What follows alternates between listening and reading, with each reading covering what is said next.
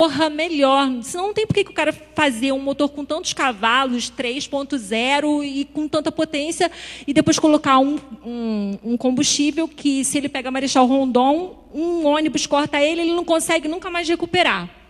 Então, o que acontece? Quando o cara pensa... Vocês estão acompanhando, né, gente? Eu sou a única mulher que gosta de carro aqui, pelo amor de Deus. O Kevin, outro dia, ouviu falar sobre isso, não foi, Kevin? Depois até ele falou mal do meu carro. Até parece. Aí, o que acontece?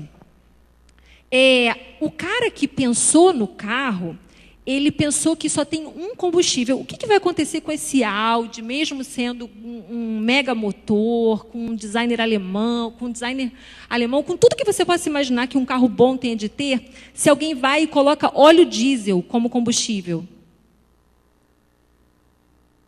Gente, pode falar, não pode? Eu achei que era meio altas horas o negócio. Foi mal. Não pode falar? Não era uma parada assim que eu falava e o pessoal... Não? Eu entendi tudo errado. Tá, faz de conta. Então, vamos combinar, tá, gente? Eu vou perguntar e vocês não levantam a mão, só um, para eu ficar melhorzinha, que eu já estou mal toda a vida. Olha só. Então, o cara fez um carro para ser rodado com combustível chamado gasolina, aí vai o mané, para o carro, acabou o combustível, ele vai e coloca óleo diesel. O que acontece com o carro?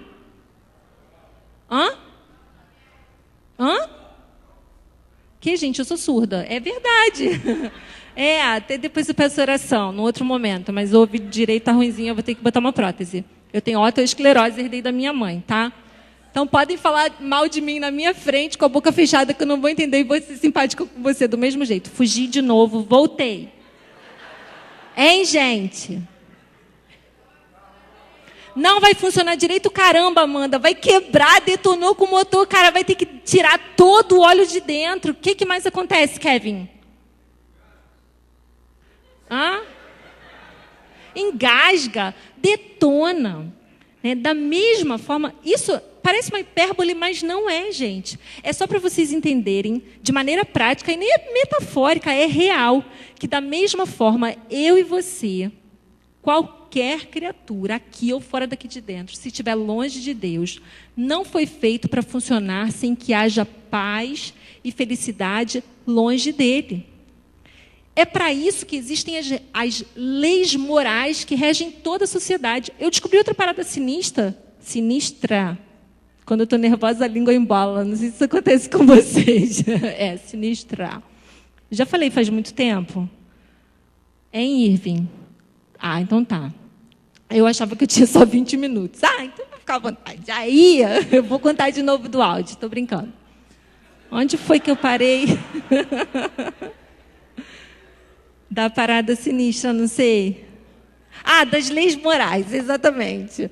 Das leis morais é que, a despeito da sociedade, se ela é educada, mal educada, evoluída ou não evoluída, todas as pessoas nascem com um senso de certo e errado. Adivinha quem colocou isso no coração do homem? Eclesiastes diz que Deus pôs no coração do homem a eternidade, mas ele não consegue alcançar isso porque é elevado demais para ele compreender. O que isso tem a ver com sensualidade? É que, mesmo que você jamais frequentasse um congresso de juventude, tentando falar a sua língua, alertando você para o perigo, todos que estão aqui, se jamais tivessem ouvido qualquer palestra sobre sexo, qualquer um saberia, porque Deus, o Eterno, que criou-nos eternos também, colocou no nosso coração um senso de certo ou errado. Isso é desesperador. Talvez por isso, talvez não, e é óbvio, o escritor aos Romanos, logo no início da sua carta diz, Paulo vai dizer que tais homens são indesculpáveis, toda a humanidade, porque toda a natureza aponta para um Deus. E mesmo que ninguém tivesse jamais orientado você sobre a prática correta sexual, que é sempre dentro do casamento ou fora disso, é castidade, isso não é uma opinião, isso não é um grupo que decide fazer, uma comunidade que vai agir diferente. Isso são as leis morais dadas por Deus para que o nosso mundo não entrasse em colapso. Voltando ao Audi, eu não vou fugir do assunto, pastor Purim Júnior, é que as leis, morais existem para que o nosso equipamento não quebre, para que ele não seja usado da forma errada. Não adianta a máquina que cada um aqui se usar o combustível errado. E aí a gente está colocando o combustível errado na nossa vida e a gente quer que o carro dê o total dele. A gente se imagina na Fórmula 1 e não chega na esquina. E a verdade é que nunca se falou tanto sobre sexo. É muito engraçado também, Irving, deixa eu dividir isso de novo, que o carinha, o C.S. Lewis, escreveu isso na década de 40. E ele falou que em 20 anos, até então, nunca tinha se falado tanto em sexo. Se ele tivesse vivo hoje aqui, estava morto, não é, pastor? Que imagina? Na boa, gente. Em 40 se falava sobre sexo. Outro dia, nem foi outro dia, para mim foi outro dia. Há 8 anos a gente ouviu uma palestra que o cara falava assim, a americana falava sobre a campanha do Quem Ama Espera. Né? Então ela começou a falar inglês, daí tinha o intérprete brasileiro. E o cara super ligado, né? Afinal de contas, assim, década de 2000 já. E ele traduzia assim, é porque a gente que é jovem...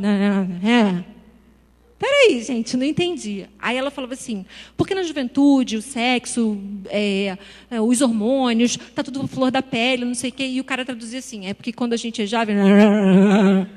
E a mulher olhava assim para ele, do tipo assim, meu Deus, o que é isso? Ou seja, por mais que já se tenha falado muito sobre sexo, a qualidade, o conteúdo, a informação ainda tem coisa aí que está faltando.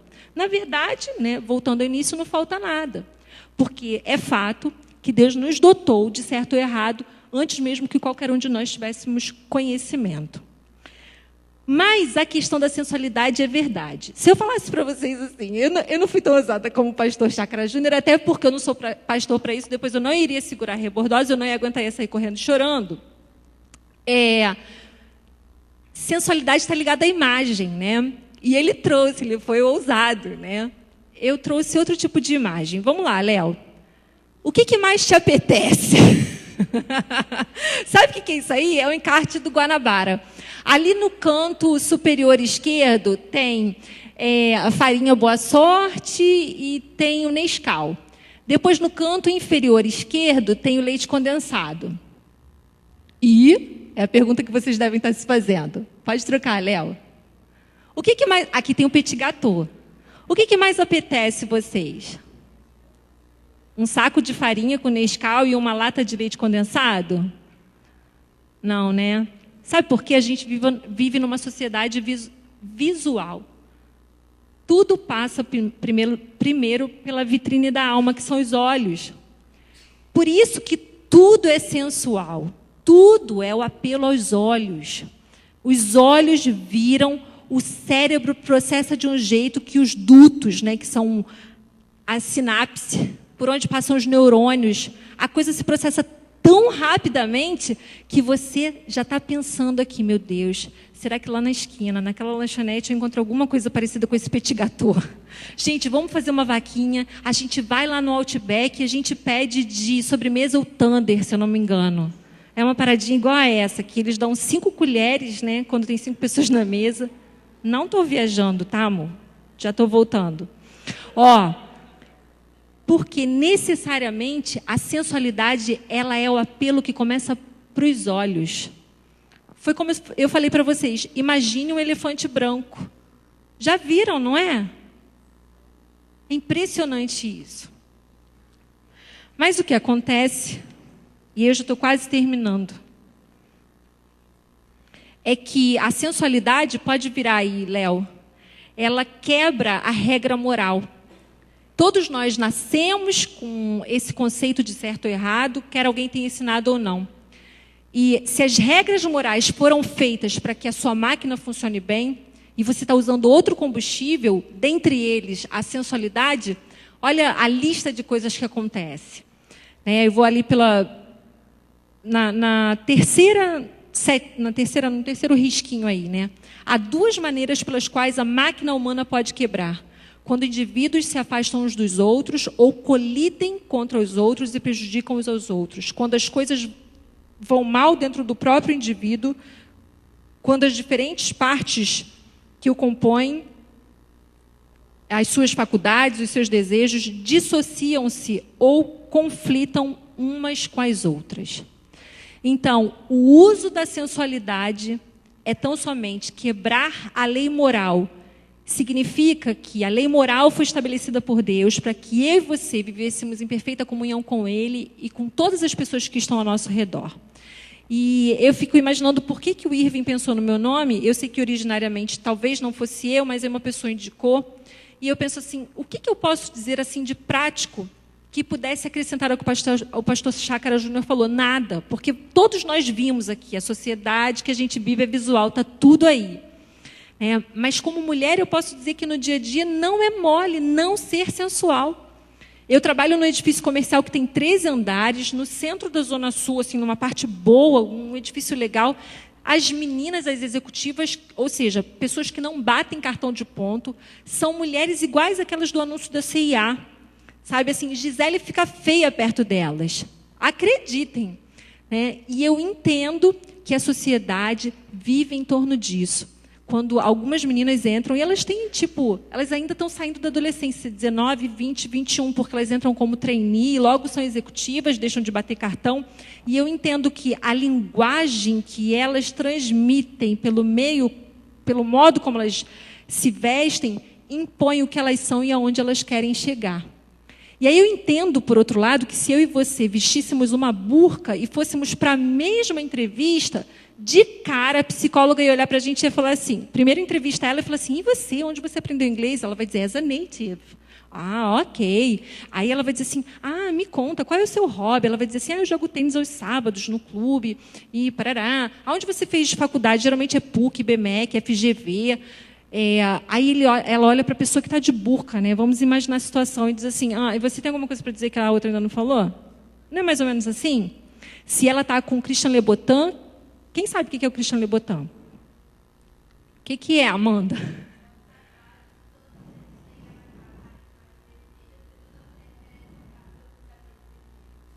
Viram a explicação? O Christian Louboutin é um designer de sapatos femininos que no Brasil já tem no Shopping Iguatemi, lá em São Paulo, custa assim, a partir de R$ 3.600 o par. Mas você pode dar 5.800, você pode ou não, R$ 5.800 no par se você preferir. E o cara fala o seguinte, né, que ele tem que ter o solado vermelho porque toda mulher merece pisar num tapete vermelho. Eu fico se querendo. Eu fico pensando, eu mereço, não é? Seja pelos motivos que forem, afinal de contas, eu trabalho de segunda a sexta, de 8 às 6, pelo menos aguento bronca de patrão, não é assim, que a gente, do chefe, né? Mas é fato, a sociedade que a gente vive, ela é visual, ela exige isso de nós. Aí você fala assim, Giane, beleza, que bom que você é uma mulher antenada, você sabe até o nome de algumas grifes que algumas mulheres nem se dão conta. Agora, todos os filmes que vocês vão assistir daqui para frente, vocês vão prestar atenção, a maioria deles, as mulheres executivas, do Sex and the City e vários outros filmes atuais, né, que estão, seja nas TVs a cabo, ou mesmo nas TVs abertas, vocês vão ver que a mulher poderosa, ela tem um Christian Louboutin. Ela cruza a perna, você viu o solado vermelho é um Christian Louboutin e você sabe que você precisaria de pelo menos R$ 3.600 para isso. Pô, Jane, legal. Então, já que você está antenada com o nosso mundo, você sabe que ou eu sou sensual, eu não sou bem colocada no emprego, ou eu sou sensual, eu não sou bem vista pelas pessoas com quem eu trabalho, ou eu sou sensual, eu sou excluída dos shoppings de fim de semana, das boates, de tudo mais. Aí sobra também para os caras, não tem jeito, né? Eu tenho várias metáforas que eu formo sobre a maneira como os caras se sensualizam. Um deles são os sovaquinhos assados. Vocês já ouviram falar? É como eu os defino, os carinhas de academia. É muito legal isso, cara. Assim, eu passo na 24 de maio, todos os dias voltando do trabalho, e tem uma academia que fica na beirada ali. Sampaio, que bairro é aquele ali? Sampaio, no Sampaio. É uma academia... Se alguém faz lá, desculpa. Né? Eu acho que eu estou sendo... É uma academia igual uma academia legal, né? Porque, assim, tipo, tá na internet, não tá? Babou geral. Eu sabia que isso ia acontecer, Irving. Em algum momento... Será que a igreja vai ser perseguida a partir de uma academia, querido? Eu acho super legal quem tem academia. Estou falando com você que está me ouvindo. E quem malha numa academia que é de vidro transparente de cima até embaixo, porque quando eu paro no engarrafamento eu vejo todos os bumbuns e bíceps e tríceps e um monte de ossos e músculos que eu não sei o nome. Eu acho legal. Eu acho... E eu acho engraçado também, gente, na boa. Porque os caras, eu vou levantar, chega de altas horas. Os caras vão assim para academia. E eles não abaixam nunca o braço, né? Assim, eu acho interessante porque no meu mundo maravilhoso de Bob, quem tem mais de 15 anos, que é o meu caso, lembra desse desenho, né? Que você fala uma coisa e o cara viaja. Mas é assim, eu fico imaginando esse cara tomando banho. Ele vai abrir o chuveiro. Agora imagina ele se ensaboando, lavando o cabelo, vestindo a roupa. Não, eu acho engraçadíssimo. É o sovaquinho assado. Mas esse cara é assado. Entenderam? Assado. Se abaixar da bolha. Dói, arde. Aí o cara... Ele é sensual, entendeu? Tipo, ele também não respira. Né? Esses caras de academia não respiram nunca. Eles têm uma técnica de prender todos os órgãos aqui dentro que nenhuma mulher consegue. Cara, se já parou, é porque ele não tem útero. O que é ficar contraindo o útero o dia inteiro? É porque eu tô de bata, não dá para vocês verem, senão ficaria sensual. Mas é uma parada muito engraçada. Tenta assim, quer ver? Querido, não precisa fazer isso. Ai, gente, não sei por que vocês riram. Ele veste M, tá? Engraçado. Não entendi. Querido, isso não dá exclusão, não? Olha só. Mas, voltando. É uma parada muito engraçada, assim. O cara tenta quem veste de 42 para baixo. Só uma dica, né? Porque quem veste mais de 42, depois que soltar, pode arrebentar a calça e, assim, tipo, né? Vai pegar mal. Vai sair um monte de homem aqui assim. Não. Na boa, tenta só uma vez, rapidinho. As meninas também podem tentar. Mas só quem tem de 42 para baixo. Pastor Chácara, se eu não veste 42... Ele é 44. Aí, assim, você prende. Né? Tem um monte de órgão aqui. Você faz medicina, não tem estômago, né? Que é a parada do diafragma, não é isso? Aí tem aqui a cinturinha Saint-Tropez, não é? Que no meu tempo era Saint-Tropeito que vinha aqui. Agora até está voltando, né? Então, esse cara, eu não sei, isso é muito treinamento. Vocês acham que também é mole ser sensual? Dá trabalho. A pessoa se ocupa disso dia e noite. Agora, não parece engraçado, mas é sério. É engraçado e é sério ao mesmo tempo. É por isso que o nome é culto ao corpo. Porque o dia inteiro... Vou voltar a ser altas horas. O dia inteiro, o cara tem que ficar maquinando um jeito de passar na frente da academia com o sovaquinho assado, não respirar direito, né? Dar um mole para a menina na hora certa e que ela não o pegue respirando normalmente. Depois de anos de treinamento, isso fica natural, mas isso dá trabalho. Dá tanto trabalho que as pessoas precisam gastar tempo, dinheiro, energia e neurônio com isso. Estou terminando uma descoberta que eu não tive tempo, infelizmente, para eu poder trazer o vídeo. Mas eu jantei com uma amiga na terça-feira e ela me falou que assistiu recentemente uma entrevista com a Marília Gabriela. E ela falou que era uma educadora dizendo sobre a pornografia na internet. Ela falou que a ciência... Acho legal essa parada de a ciência descobriu, é velhinho falando, né? Velhinho fala assim, uma palavra que serve para 1000 coisas, do tipo equipamento. Equipamento é assim, se sua mãe fala, desliga o equipamento, pode ser o computador, pode ser a televisão, pode ser qualquer coisa que tenha tomada. Vou voltar para o assunto. Mas, o que acontece? Eu me perdi. O velhinho... Marília Gabriela, exatamente. Descobriu-se recentemente que o cérebro é elástico. Eu sabia que o estômago era elástico. Quanto mais você come, maior ele fica, né? Eu sabia, mas do cérebro eu não sabia. Eu sempre imagino o cérebro no meu mundo maravilhoso de Bob como uma biblioteca gigantesca que você põe um monte de informação dentro, onde quando você precisa tomar uma decisão, você faz a pesquisa rapidinho no seu cérebro, abre as pastas, os livros que você arquivou, e aí você, pluft, toma a decisão. Eu imaginava o cérebro dessa forma e imagino que, de certa forma, seja. Mas descobriu-se que o cérebro é perfeitamente ajustável ao tipo de ambiente de informação que você coloca dentro dele. E, especificamente, falando sobre o sexo, a sensualidade, o empenho que se faz para manter-se nessa sociedade visual, descobriu-se que homens e mulheres que se prostituem diante de um computador diariamente, sejam esses que usam 50% da informação somente disponível, da informação mundial, para os fins de pornografia, eles deformaram o cérebro. Isso é comprovado. Depois você entra lá no Google, vai colocar Marília Gabriela entrevista no GNT, e vocês vão descobrir sobre os males para o cérebro da pornografia. Sabe o que significa dizer? Que os cientistas conseguiram mapear o cérebro e descobrir que ele foi deformado entre homens e mulheres que se prostituíam na internet. Como resultado, um deles, estarrecedores, que tornou-se um problema, então, patológico, ou seja, eu não estou dizendo que eu acho isso, é comprovado, é uma doença. Homens e mulheres incapazes de amar. Eles viraram sociopatas. É o marido que está diante do monitor, e a mulher pode aparecer pelada, pode aparecer com a camisola do dia, com o que for. E aquilo não causa qualquer efeito sobre ele, porque o cérebro dele está condicionado à máquina, que não transmite qualquer sentimento.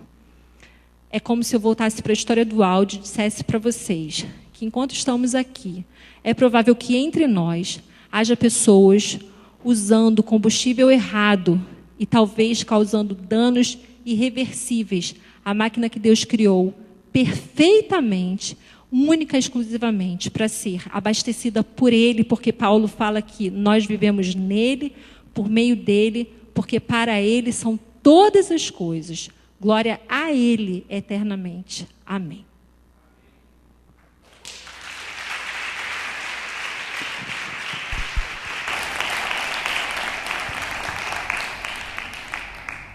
Agradeço a palavra dos dois. Agora a gente vai estar abrindo para vocês estarem se posicionando, fazendo perguntas.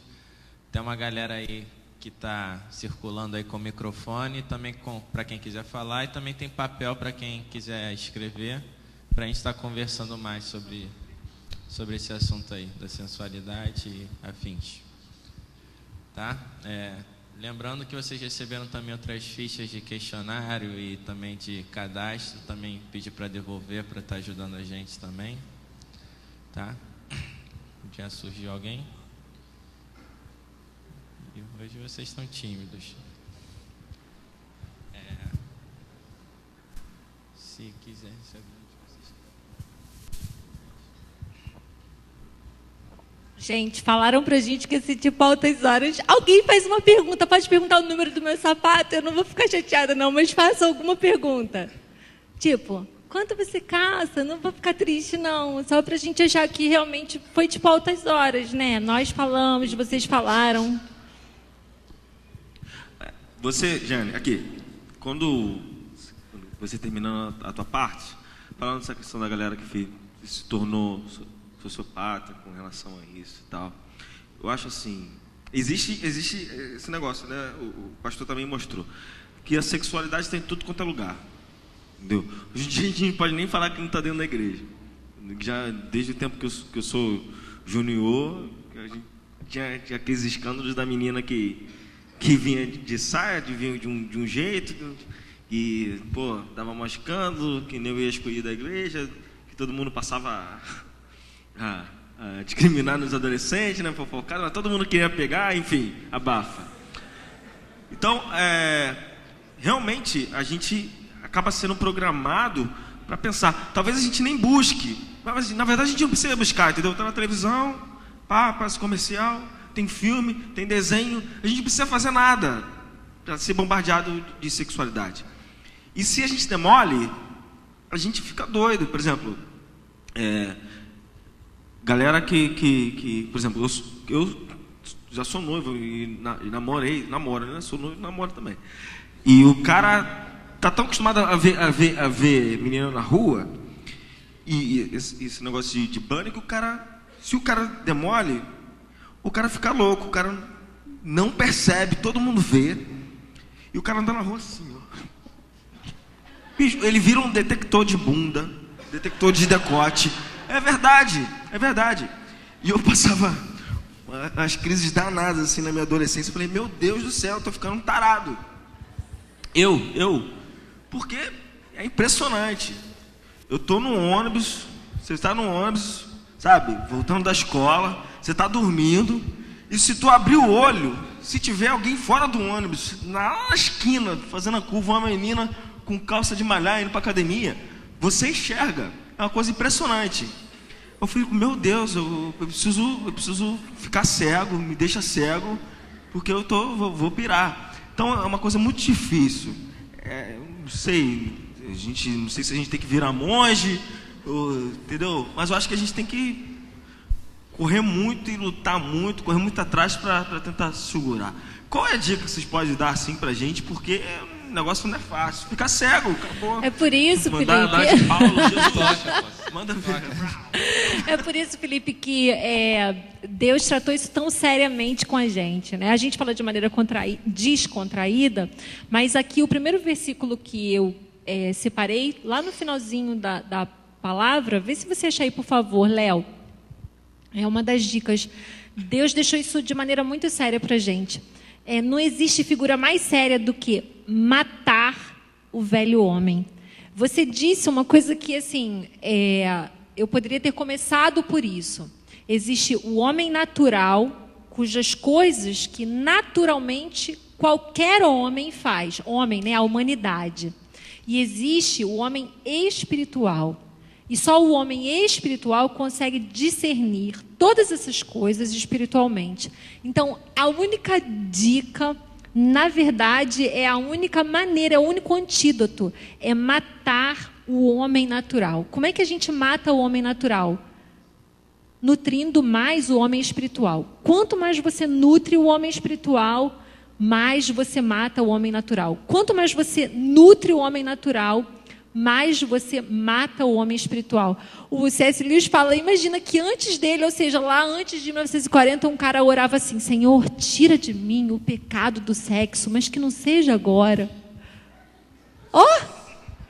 Né? E a gente fala, isso dentro da igreja? Isso dentro da igreja já há muito tempo, a gente está em 2011. Né? Então isso é problema antigo. A gente ouviu falar de uma igreja lá...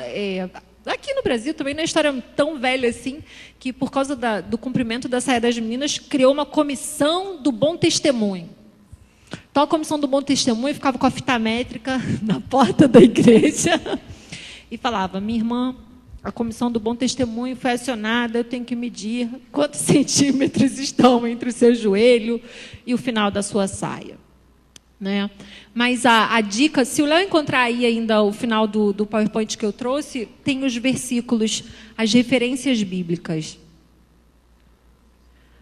Estão vendo ali Timóteo, né? 1 Timóteo 2, de 8 a 10. Depois a gente vai encontrar Paulo escrevendo aos Coríntios, 1 Coríntios 6, de 10 a 13. Esse é clássico, mas se você ler um pouquinho antes, ler um pouquinho depois, você fala, caramba, Paulo escreveu hoje isso. Colocou no Twitter não ia caber, colocou no Facebook, né? Porque ele fala, olha os problemas que ele está lá mencionando. Não erreis, não. Aí ele vai falar, nem os devassos, nem os idólatras, nem os adúlteros. Adúltero é o cara que adultera o propósito para uma coisa que aquilo não foi criado, né? É a tal história, se a máquina foi feita para rodar com gasolina, não põe óleo diesel. Né? Nem os efeminados, nem os sodomitas, nem os ladrões, nem os avarentos, nem os bêbados, nem os maldizentes, nem os roubadores herdarão o reino de Deus. Somos eternos, né? E é o que alguns têm sido, mas haveis sido lavados, mas haveis sido santificados, mas haveis sido justificados. E ele vai dizer assim, olha, é como se Paulo falasse assim para Filipe, Filipe, você pode olhar para o bumbum que você quiser. Todas as coisas nos são lícitas, mas ele completa o quê? Mas eu não me deixarei levar por nenhuma delas. É Paulo, é Bíblia, não tem jeito. Eu tenho uma pergunta.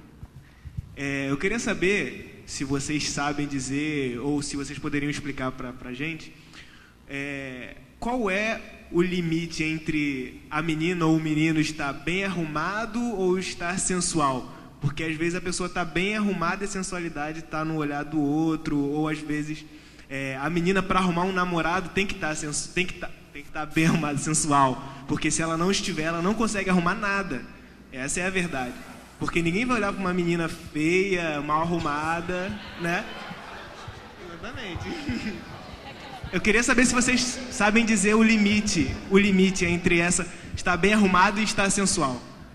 Eu ouvi uma boa, quem gosta de interior bonito é decorador, não é assim? Mas na verdade não é assim, né? Se seus olhos forem maus, a Bíblia diz, né? Tudo que você olhar vai ser mal, mas se seus olhos forem bons, tudo que você olhar vai ser bom.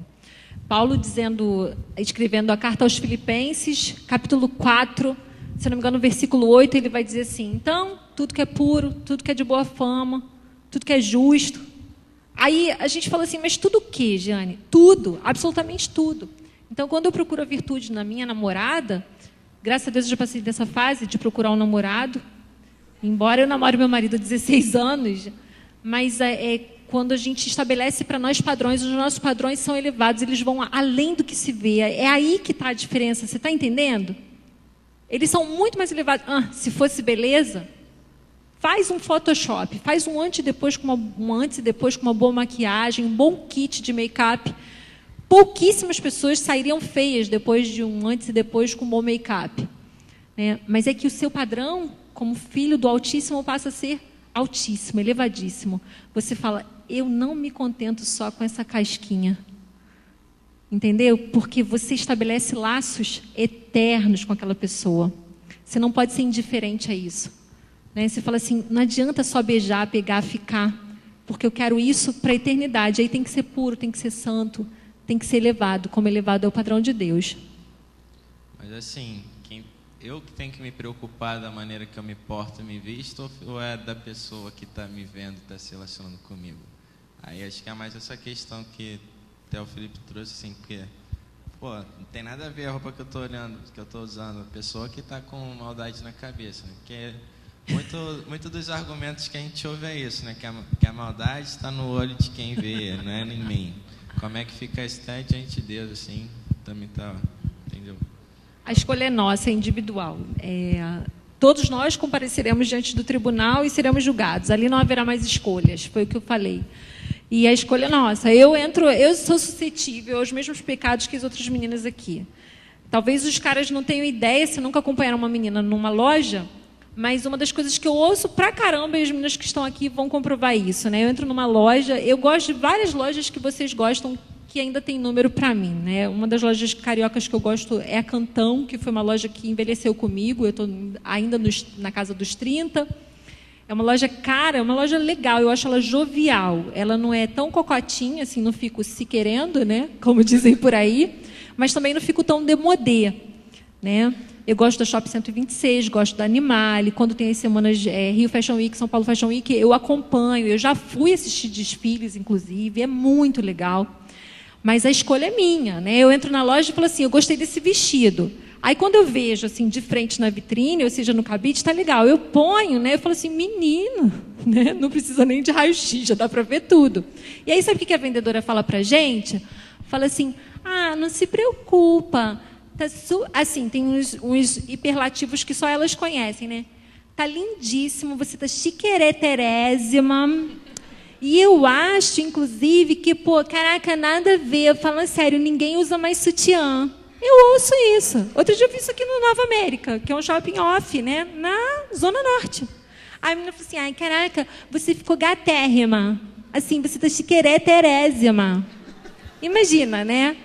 Eu que já fiz cesariana, né? Tô mais para Tiririca do Brejo do que para Flor de Lis. Ouvir isso, era tudo que eu queria, né? Não, é ruim, tá certo. E aí é a minha escolha, entendeu, Irving? Eu posso sair de lá justamente satisfazendo os desejos da carne, né? Opa, esse vestido, ele valoriza os meus melhores atributos. Toda menina aqui sabe quais são os seus. E geralmente não é o sorriso, é engraçado isso, né? É muito engraçado. Olha que a gente usa aparelho e tudo, mas geralmente não é. A escolha é nossa. Eu queria fazer uma pergunta. Na verdade, não é pergunta, é colocar aqui, porque eu já, como um pouquinho mais de idade que vocês, né, que eu já estou na fase da... Passei dos 30.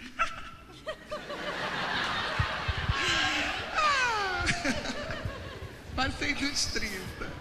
E é muito interessante porque falar de sensualidade, eu que trabalho com diversas faixas etárias, trabalho com criança, com adolescente, e de ver como a influência dos pais e da família nessa questão da sensualidade.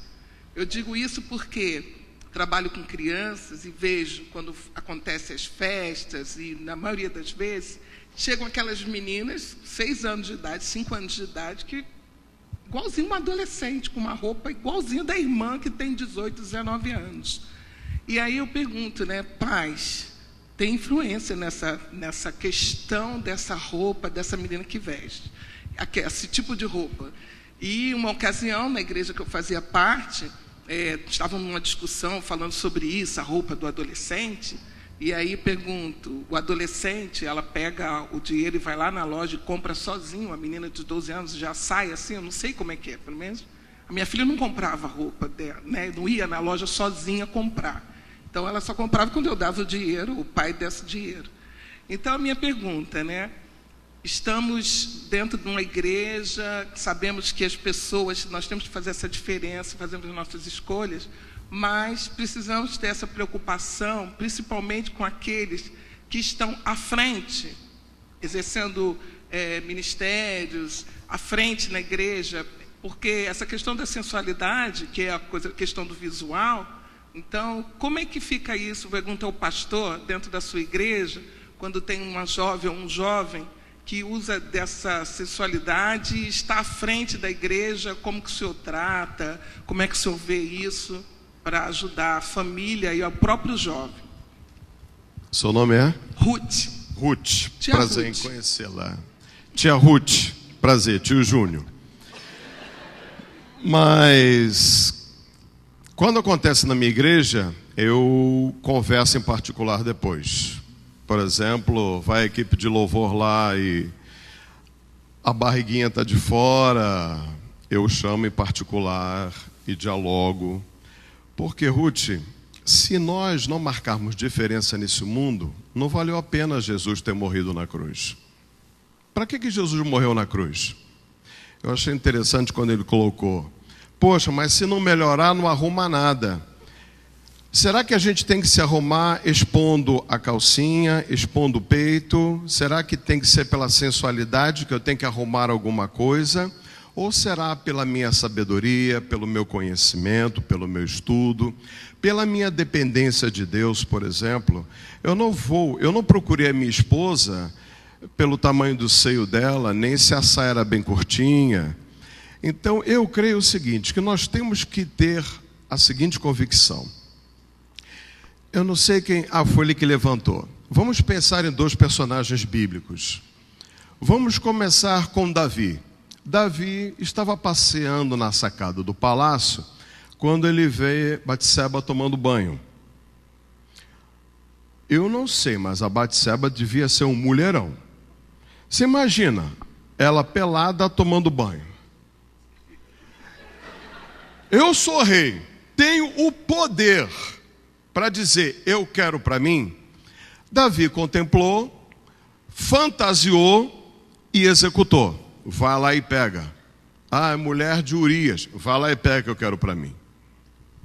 Quando você vê no final do texto bíblico, em 2 Samuel capítulo 11, no final, a gente encontra o seguinte: o Senhor não aprovou aquilo que Davi fez. Vou para outro personagem, José. José deveria ser assim, igual eu, bonito, não é? Todos os dias, vou encurtando a história, todos os dias a mulher de Potifar dava cantada em José. Todo dia. Zezinho, Zezinho. Zezinho, devia deixar cair um pouco assim para ficar. Zezinho. Um dia, é interessante que nesse processo de sedução, José não cedia. Uma coisa que ele disse à mulher: o meu Senhor me confiou todas as coisas da casa. Nem ele sabe o que tem dentro de casa. Eu sei mais do que ele. Como é que eu vou trair o meu Senhor? Como é que eu vou trair Deus? Que é uma pergunta que a gente tem que fazer. Como é que eu vou trair o Senhor? Até que um dia ela fica sozinha e agarra José. Você imagina nesse processo todo de José sendo seduzido. Oportunidades para ele transar com a mulher de Potifar, ele não transou porque ele tinha um compromisso moral com o seu chefe e espiritual com Deus. Ele não cedeu. Ele preferiu sair correndo pelado, pagar aquele mico tremendo, do que ele se deitar com a mulher de Potifar. Onde é que eu quero chegar? Ou a gente assume que a gente é crente, que a gente é diferente, que nós somos do Senhor, que a gente canta essas canções, que eu sou teu, tu és o meu Deus, tu és maravilhoso, mas basta a gente ter uma escorregada perto da gente para dizer: fui tentado. A questão que a gente estava colocando antes, da questão da roupa, por exemplo. Eu sei, toda mulher aqui sabe quando ela está sendo sensual. Que isso? Ah, não, essa roupinha tá ou não tá? Ah, irmã, você sabe.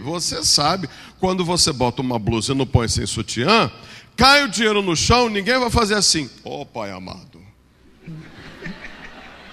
Ninguém vai orar. Quando você vem para a igreja, bota uma saia. Você sabe que quando você sentar nessa poltrona gostosona aqui, se a saia estiver muito curta, você conversa assim, não é?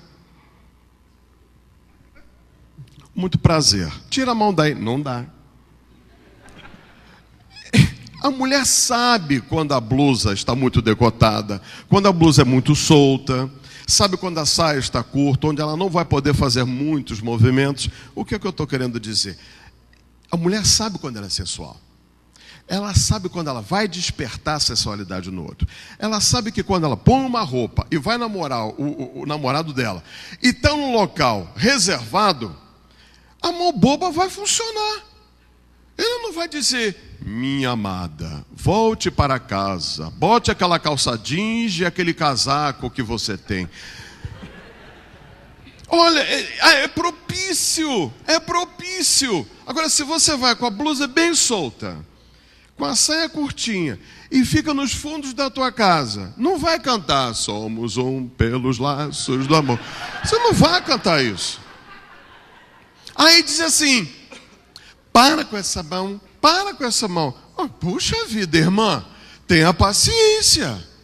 Você despertou sensualidade no outro. Você despertou desejo no outro.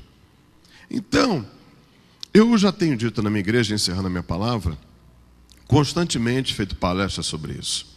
E digo mesmo, não dá para você vir à igreja com uma calça comprida e que você não consegue nem andar direito. Tinha uma lá que andava. A saia lacrava. Mas a saia era tão curtinha que não podia cair nada no chão. Ela pede: pegue, por favor. Aí eu digo para você, eu tenho como pastor, Purim também deve fazer isso, está sempre dando toque na turma. Agora, a responsabilidade não é do pastor, a responsabilidade é individual. Eu sei quando eu estou sensual. Tanto os rapazes também, não é? Eu sei quando eu estou sendo erótico. Existe um livro chamado A Mente Erótica. E sabe de que ele chama a nossa era de hoje? A era erótica. Que nós vivemos em função do erotismo. Encerrando, eu já vi CD evangélico de gente que está com a blusinha caindo assim.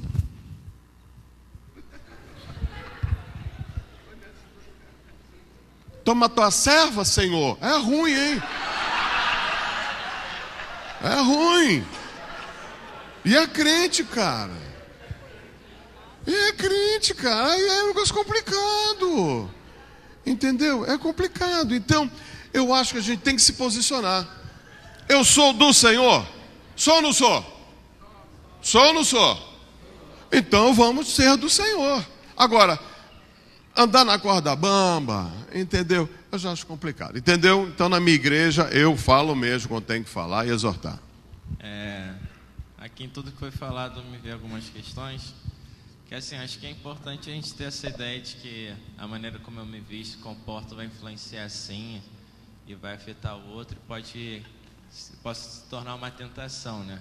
Mas que também isso não acaba com a minha responsabilidade de ceder ao pecado, né? A gente deve resistir sim, o pecado está aí sempre, a gente deve resistir, da gente ter essa noção de que o outro está no erro por se vestir só de uma forma vulgar e agir assim, mas isso também não justifica o meu pecado, né? Eu estou falando isso porque, quem não sabe, eu faço serviço social e a gente tem uma discussão e me veio logo um negócio mais hardcore, assim, que tem muita gente que vai justificar a questão do estupro por isso, né? Que a pessoa se veste assim, então ela está querendo e está pedindo isso, né? Para a gente não reforçar esse tipo de afirmação, porque realmente não é assim que acontece. A coisa não isenta o cara que violenta a mulher por causa da maneira que ela se porta, não é uma justificativa, sabe? Às vezes é questão cultural, às vezes ela quer mesmo se expor, mas isso não quer dizer que ela quer ser violentada. Isso é uma coisa importante para a gente estar pensando aí. Quando a Ruth foi falando, ela citou questão de crianças e tal, adolescentes, e veio até uma questão, se o pastor pudesse responder, como é que os pais devem lidar com isso quando vê que essa questão das crianças, assim, que já começam a ser influenciados pela mídia e tudo mais, e começam a querer, sei lá, usar maquiagem, brinco, dançar, saia, a gente deve estimular isso ou não? Como é que a gente refreia isso? Se tem um momento certo para a gente estimular a sensualidade, ou ela é pecado, ponto final? E também queria, quando falou de José também, era uma pergunta que eu já tenho aqui, como é que deve se portar o cristão? Que eu penso assim, tem algumas profissões que a gente se insere que acaba pedindo da gente a sensualidade, né? Se uma galera que trabalha na área pode até falar que a questão do teatro, questão da dança, questão de ser modelo, que às vezes a tua profissão vai exigir você uma posição sensual, assim, senão tu perde seu emprego. Como é que eu devo me portar quanto a isso? O pessoal de marketing também vai desenvolver uma campanha e sabe que se eu botar uma pessoa ali tal, daquele jeito, eu vou vender o produto e tal, meu patrão ali. Que resposta, qual é o posicionamento que tem que dar, que é difícil, e se a igreja é um suporte para essa pessoa tá tomando essa decisão, sabe? Como é que é isso? Enfim, são várias questões aí.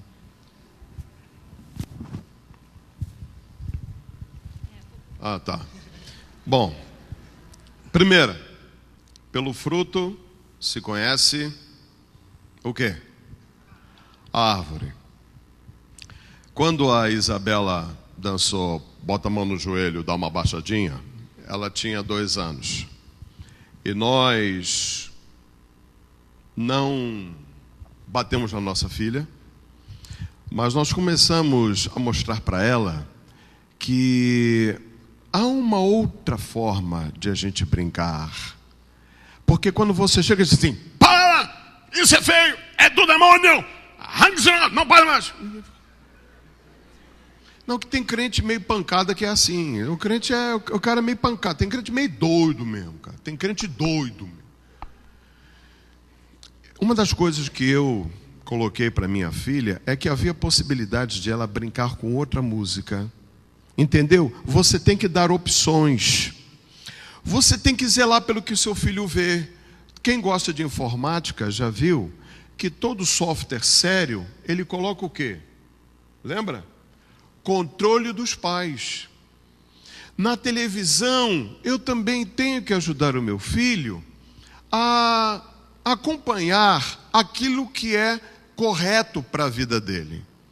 Se eu não estou ajudando meu filho a selecionar e entregando meu filho à sociedade, à mídia, eu não vou poder chorar depois, porque eu não cuidei, eu não ensinei o menino, aonde?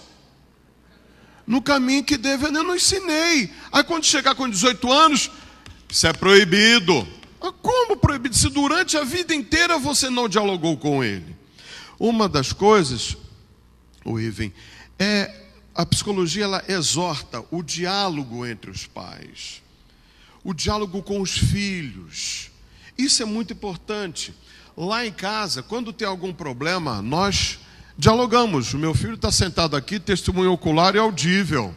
Se eu errar, ele me pega lá fora.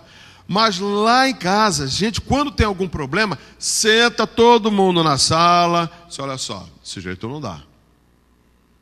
O negócio não está bom, não. E tem que dialogar. Então, eu, pai, sou responsável para fazer com que o meu filho possa entender o caminho que ele deve andar. Então, se eu estou vendo que o meu filho está sendo vítima disso, vou conversar com ele e vou mostrar a ele outra opção. Entendeu? Então, eu acho que nós temos que zelar por essa questão aí. Eu estou correndo por... A outra coisa foi da profissão. Eu tive um amigo meu que morreu há uns 20 anos atrás num acidente de carro. E ele trabalhava no teatro. E um dia disseram para ele que ele tinha que se vestir de índio. A peça era O Guarani. Imagina. Então ele e os amigos, todo mundo de tanguinha. Então era só aqui mesmo. Aqui e aqui. Ele chegou e disse, ele cantava baixo.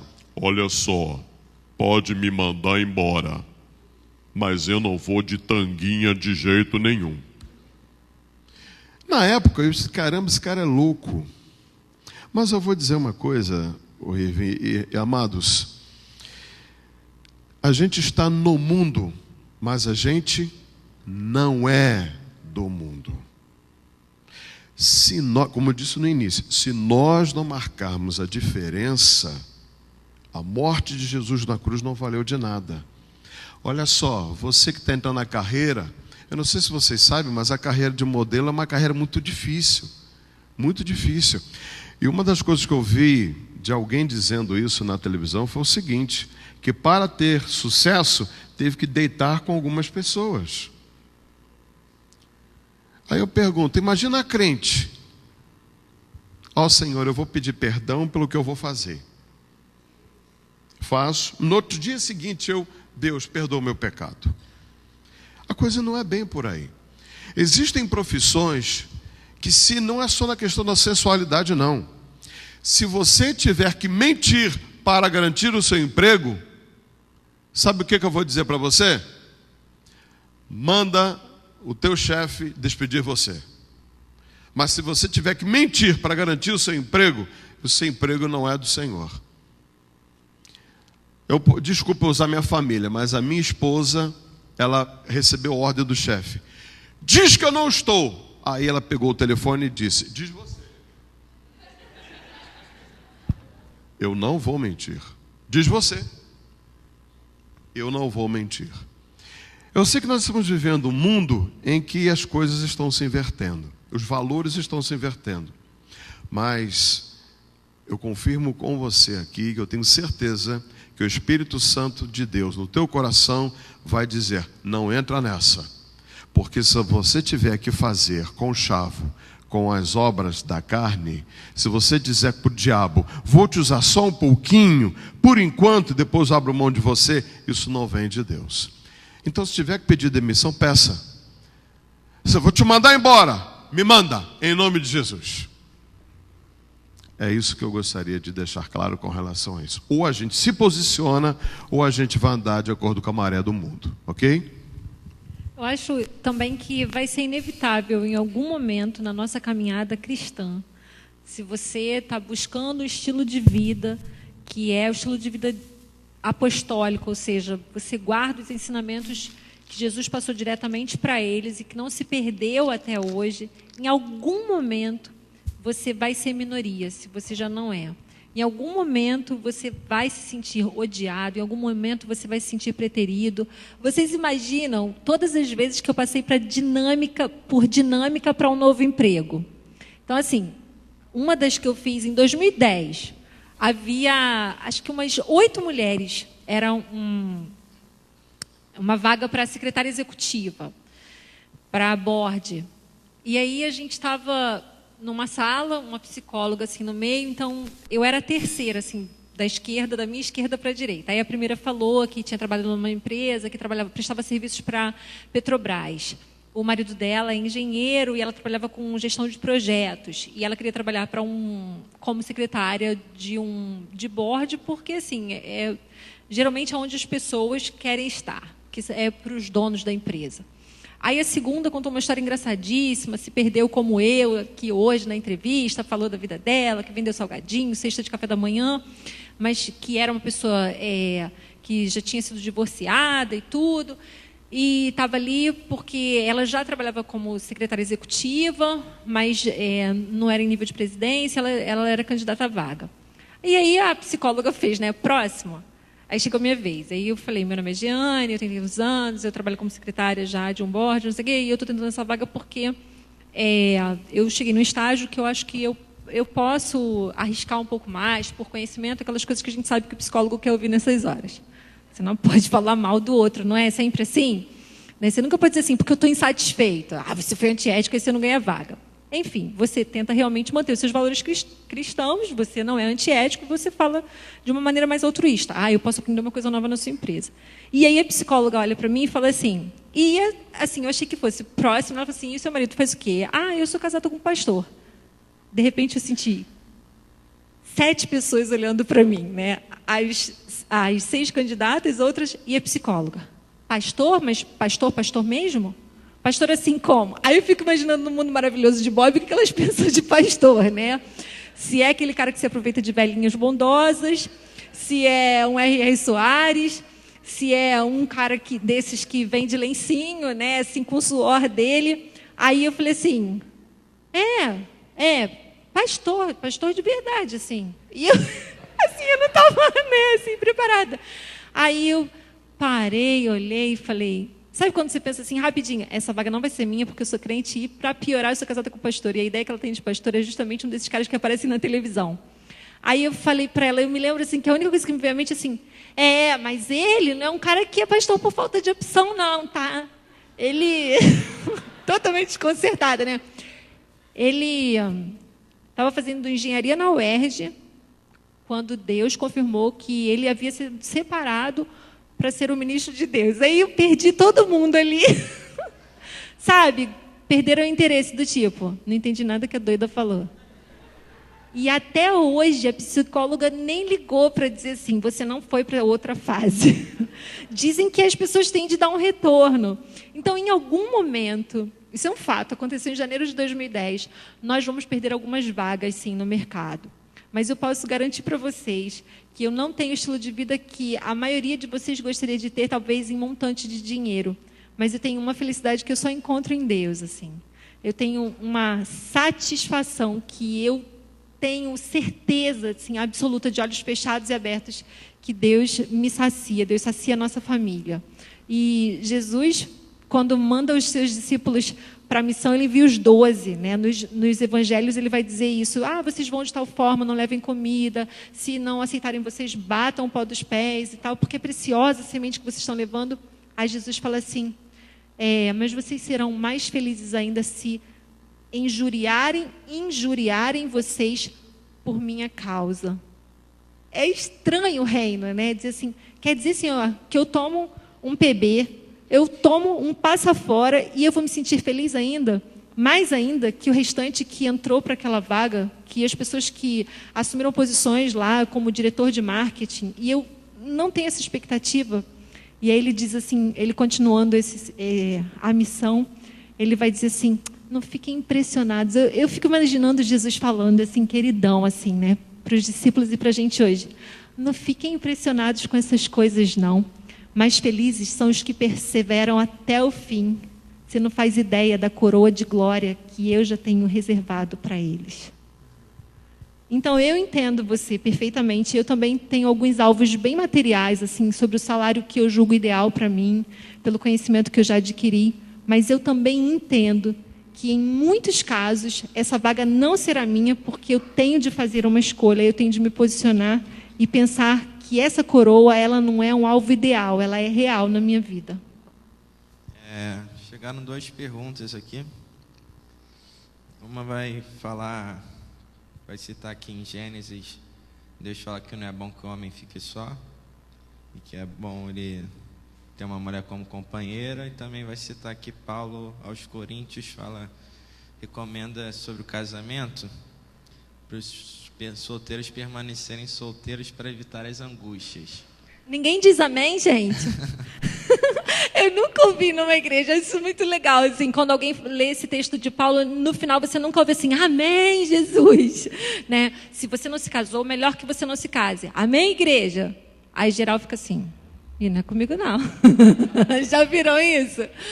Mas é interessante que nesse contexto, Paulo vai dizer uma coisa, isso digo eu e não o Espírito. Leem lá um pouquinho antes e um pouquinho depois. Eu não estou com a referência aqui, você tem como achar aí, amor? 1 Coríntios 7? 1 Coríntios 7. Então, é interessante, Irving, que Paulo está dizendo assim, né? Ele fala claramente, eu não estou dizendo, é minha opinião. O benefício do casamento é alguma coisa estabelecida por Deus para completar o sentido da vida da humanidade. Mas é fato que nem todos vão casar. Vamos não, graças a Deus, gente. Graças a Deus mesmo, né? Porque eu podia estar malzona hoje, assim. Eu fico imaginando isso, né? Solteira e pedindo oração no gabinete. Eu ia fazer isso. Eu ia. A pessoa termina com uma pergunta, pedindo para comentar sobre a sensualidade dentro do casamento, e pergunta que tipo de angústias é essa que Paulo cita. As angústias de Paulo, com relação ao celibato, que é o nome correto, é porque se sabe que aquele que opta por ficar solteiro significa que ele não vai ter uma vida sexualmente ativa. Então, isso tem um preço. É mortificar um membro que foi concebido por Deus para entrar em atividade sexual. Então, isso é uma angústia real. Por outro lado, existe o tal espinho na carne de Paulo que não tem a ver com isso. Ele é um mistério mesmo, nós não sabemos. Inclusive, se eu não estou enganada, é provável que Paulo tenha sido casado, né? Não se sabe. Enfim. Mas, objetivamente, a questão da sensualidade no casamento que alguém perguntou é para o casamento. As coisas concernentes ao sexo foram desenhadas por Deus para o casamento e não é pecado. Também colocam aqui que as roupas de banho despertam a sensualidade. E como é que a gente deve lidar com isso? Será? Né? Entre o maiô e o biquíni de lacinho, gente. Claro, nada a ver o biquíni de lacinho. Ué, ou não? É o que eu ouço. Caraca, tia, você está ficando quadrada, né? Assim... Mas é verdade, não tem jeito, né? Acho que já foi falado aqui. A escolha é sua, você sabe. Olha no espelho, o que você está mostrando. Né? Você está vestida para quê? Tem uma pergunta aí? Então, eu sou o Leandro. Queria perguntar ao pastor, que é sexólogo também, sobre o livro de Cantares. É um livro bem sugestivo, né? Teólogos dizem que o livro de Cantares é uma relação da igreja com Cristo, o amor de Cristo pela igreja. E além disso, o livro de Cantares também não seria um livro erótico, no sentido eros, do amor entre o homem com a sua mulher, já que o personagem principal é um casal, homem e mulher, casados, não seria também um livro erótico? Outra pergunta também sobre o livro de Cantares. Não seriam também aquelas figuras de linguagem que a gente fica tentando imaginar o que seja, fantasias sexuais do tipo, seu umbigo é como uma taça de vinho que transborda, e se transborda, vai para onde aquele vinho que transborda, né? Ou será que só eu... Depende da posição que esteja. Se ela estiver deitada assim, é para lá que vai mesmo. Né? Então, não seria Cantares um livro erótico ou é só eu que tenho pretendo ter fantasia sexual no casamento. O que você Bom, acha sobre isso? Excelente. Você fez tanta pergunta que é uma enciclopédia que eu tenho que te responder. Quer que repita? Muito bem. Primeiro, esse negócio de dizer que o livro de Cantares é o amor do Senhor pela igreja, para mim isso é resposta de quem ou não entende de Bíblia ou é sexofóbico. Não é homofóbico, não. É sexofóbico. Não entendo o livro de Cantares como o amor do Senhor pela igreja de jeito nenhum. Aquilo ali é verdadeiramente uma relação entre um homem e uma mulher. Ele fez uma pergunta aqui sobre sensualidade. Ela respondeu muito bem. Meu amado, seu nome é? Leandro. Dentro do meu casamento, eu tenho que ser... Ainda bem que o meu filho foi embora. Muito erótico. Muito. Eu não posso, quando vejo a minha mulher com aquela camisola, que quando assopra, fica meia hora para cair assim. Ela bota aquela camisola. É erotismo. Aí lá vem eu, cara, de chinelo havaiana, que já comeu a metade porque está tão velho, com aquela cueca da lua de mel, que era escrito Zorba, agora é só Orba, que o Z já sumiu. Ela está arrumadona, vem na minha direção assim, igual tigresa. Aí lá vem eu. E aí, tem pra hoje? Tem que ter erotismo, e muito erotismo. Erótico não é sinônimo de pecado. Erótico não é sinônimo de coisa errada. Infelizmente, eu disse aqui, a nossa história sobre sexualidade, ela é a pior possível. Pior. A nossa história é sexofóbica. No 5º século, o Império Romano estava em decadência. Só existia uma instituição para segurar a sociedade, a fim de que não caísse no caos. Essa instituição era a Igreja Católica Apostólica Romana. Ela disse assim, em outras palavras, eu seguro, mas vocês vão ter que ler na minha cartilha. E hoje, a nossa cabeça, a sua, jovem, bem mais jovem do que eu, ainda é muito de Igreja Católica Apostólica Romana. Você quer ver uma coisa? A gente trata sexo como... Sexo não é alguma coisa, é a coisa. Você nunca viu uma irmã pedindo oração assim, igreja, eu peço aos irmãos que orem pela minha cólica menstrual. Tu já viu? E nem vai ver. Você já viu algum homem pedindo oração pela impotência dele? Irmãos, orem por mim, o negócio está mal, eu estou esquisito, não é mais a mesma coisa. Você já viu? E você nem vai ver, sabe por quê?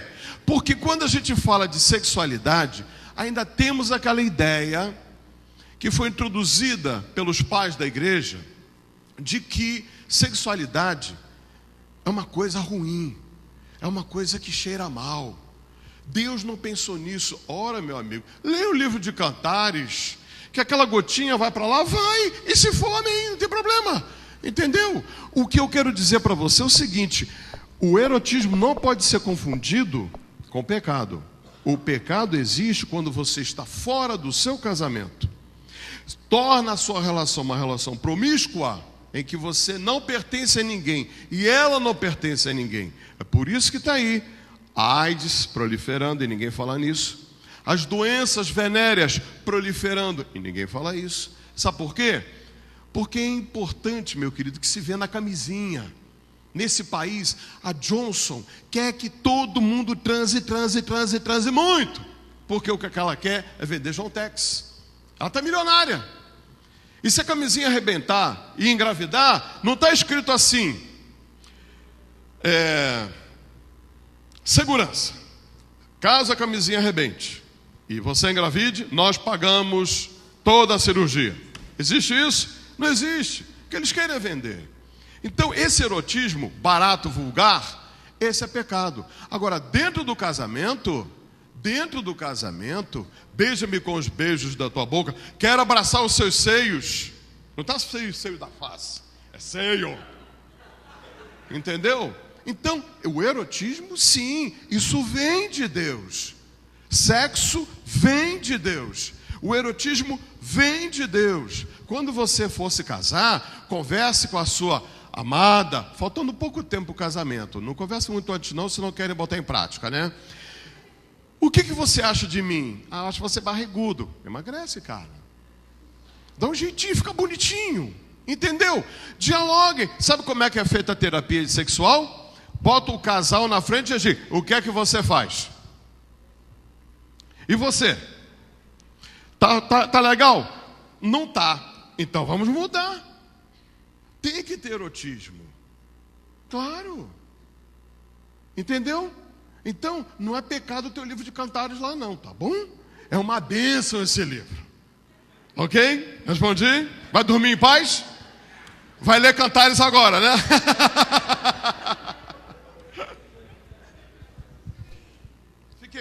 Fiquei sem responder alguma? Não, né? Não, nisso eu pensei numa coisa, mas eu tô meio pensando se eu tenho que perguntar ou não, mas vai lá. Seja o que Deus quiser. Mas aí dentro do casamento e tal, aí tem que ser erótico o tempo todo e tal. Assim, vale tudo, fantasia, objetos e afins?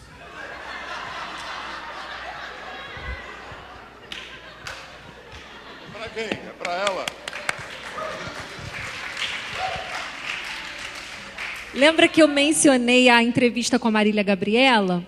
Uma coisa que a gente não tem controle, nós somos seres volitivos, ou seja, Deus nos criou com vontade. Nós temos capacidade de fazer escolhas.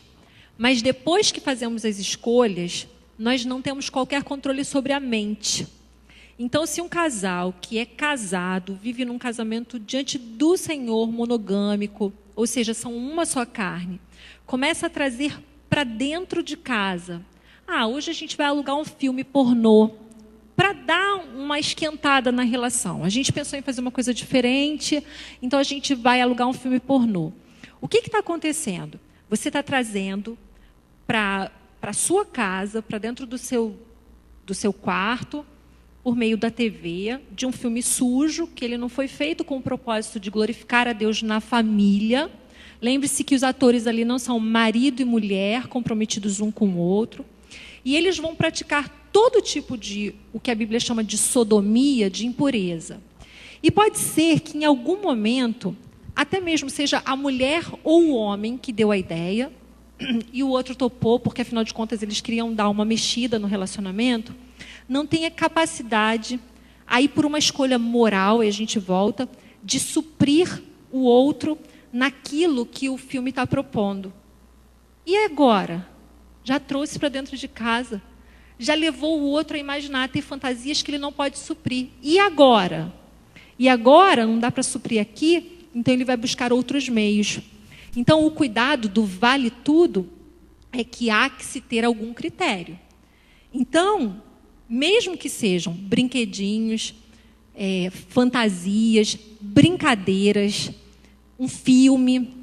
Às vezes não precisa nem ser um filme pornô alugado, não. Dependendo da comédia romântica que se apresente, troca, gente, tira do DVD e fala, caraca, ou do Blu-ray, né? Foi mal. A gente não achou que ia ter isso. Assim, a gente não imaginou que...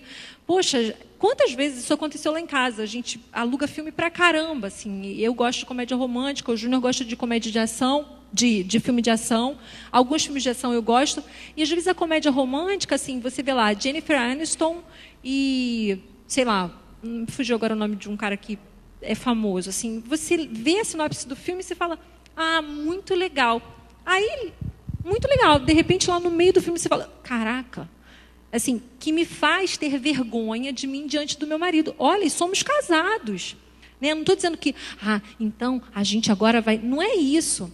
É que, provavelmente, como nós não temos controle sobre a informação que está sendo arquivada lá no nosso cérebro, em algum momento nós provocamos no outro alguma coisa que nós não vamos saciar. E aí, por isso, tantos desvarios, entendeu, Irving? Então, há que se ter algum critério, mesmo dentro do casamento. Existem orifícios de entrada, vocês aprenderam isso ontem com o Dr. Tércio, existem orifícios de saída.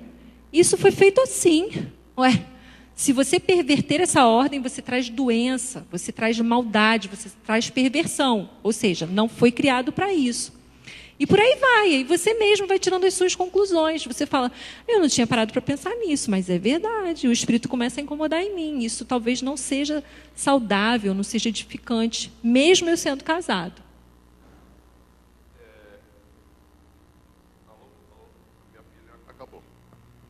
O seguinte, eu queria também fazer uma observação sobre essa pergunta. Em encontro de casais, eu falo muito em encontro de casais, e quando aparece esse tipo de pergunta, eu digo o seguinte: não faça com o outro aquilo que o outro não deseja. Então a relação tem que ser de comum acordo. Se o outro não gosta de beijinho no pescoço, não dê beijinho no pescoço, dê beijinho na boca. Não gosto de beijinho no nariz que eu me irrito, não beije no nariz. A relação, ela tem que ser boa para os dois. Não pode fazer carreira solo. Não dá. Não pode fazer carreira solo. Então, a melhor coisa que a gente pode fazer é dialogar com o outro e procurar entender por que o outro está pensando naquilo. Ela levantou uma coisa aqui de filme pornô. Filme pornô é mestre em ensinar coisas impossíveis. Sério? Existe um livro erótico chamado Kama Sutra. Seria bom você, por enquanto, não ler. Para quem já é casado, tudo bem. Outro dia eu estava vendo o Kama Sutra, que eu sou sexólogo, então a gente tem que examinar tudo e reter o que é bom. E o Kama Sutra, o que é o Kama Sutra? Posições eróticas. Meu irmão, tem cada posição ali que você só vai sair dela com o apoio do vizinho. Porque são coisas incríveis. Um negócio que entra assim, e enfia o pé na outra aqui, o outro bota o braço assim. Cadê você? Estou aqui embaixo. E não, aí, é erótico. Não seja bobo. Tem que entrar no ritmo em que seja saudável para os dois. A gente ouve muito homem ouvir coisas na rua e chega em casa e quer fazer com a esposa. Não é? E aí? Isso não vai dar certo. Porque tem que ser saudável para os dois.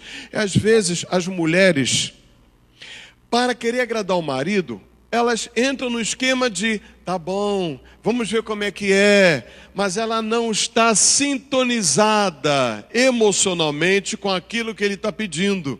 Vão ter problemas. Ela citou aqui implicitamente, mas eu sou mais cara de pau e digo explicitamente. Sabe qual é a maior pergunta que me fazem no final do encontro de casais? Qual é? Exatamente. Tem sempre uma pergunta assim. A minha prima. Eu tenho uma amiga, né? O interessante é que ela sabe de tanto detalhe que a gente começa a acreditar que não é a prima. Não é? Existe uma pergunta aí universal. Toda vez que eu vou fazer, me pergunto sobre sexo anal. Gente, aí o Tércio deve ter falado disso ontem, claramente. Gente, o que tem dentro do intestino grosso?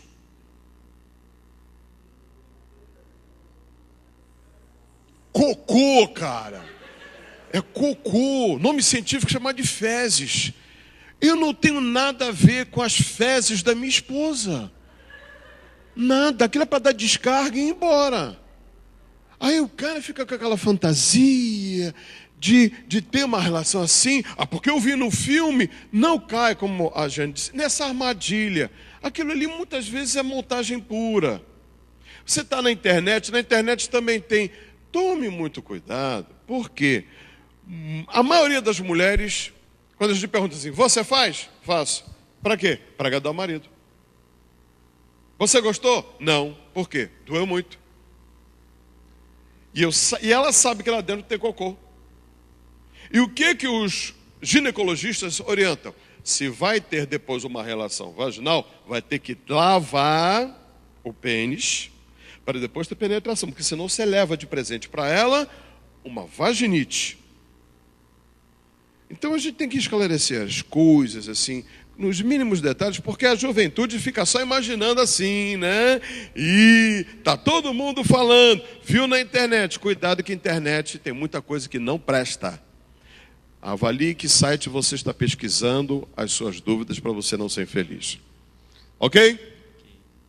Gente, o papo tá bom, mas já são 10:11 e agradecer a presença, a participação da Giane e do pastor Chácara, foi muito bom. Agradecer a galera aí. Hoje